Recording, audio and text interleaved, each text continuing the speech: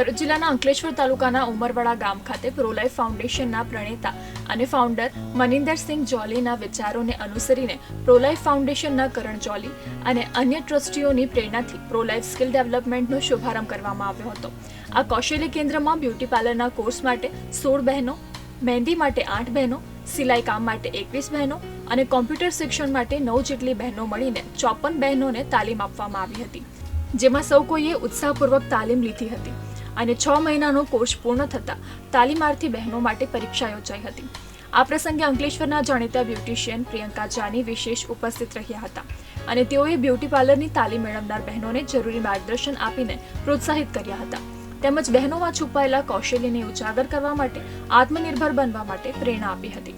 પ્રોલાઇફ skill development સેન્ટરમાં beauty પાર્લરની તાલીમ આપતા ફરઝીલાબેન શેખ દ્વારા બહેનોને બ્યુટી પાર્લરમાં મેકઅપ, હેરસ્ટાઇલ સહિતના કાર્યો માટે ગુણવત્તાયુક્ત ઉત્તમ તાલીમ આપવામાં આવી હતી.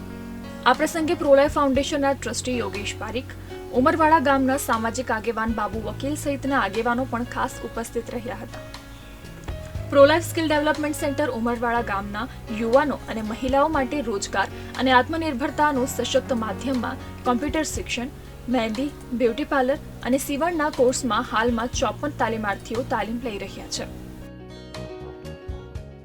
આજે મેં પ્રોલાઇફ સ્કિલ ડેવલપમેન્ટ સેન્ટરની વિઝિટ કરી ઉમરવાડા.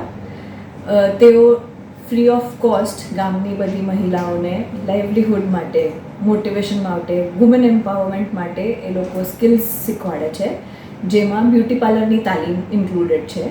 આજે મેં એ લોકોના સેન્ટરને વિઝિટ કર્યું અને ત્યાં એ લોકોએ 54 જેટલી ગર્લ્સ જે લોકોને ડિફરન્ટ કોર્सेस શીખવાડ્યો છે, એમાં 20 જેટલી ગર્લ્સનો બ્યુટી પાર્લર કોર્સની આજે એક્ઝામિનેશન હતી, જ્યાં મેં આજે એ લોકોને મોટિવેશન સ્પીચ આપી. એ લોકોની જે પણ મિસ્ટેક્સ હતી તે મેં કરેક્ટ કર્યું છે. ખૂબ જ મજા આવી અને આઈ મસ્ટ સે કે જે સ્કિલ ડેવલપમેન્ટ સેન્ટરના ટ્રેનીઝ છે એ લોકોએ ખૂબ જ સરસ રીતે એ લોકોને ટ્રેનિંગ આપી છે અને ગર્લ્સ બહુ જ મોટિવેટેડ થઈ છે.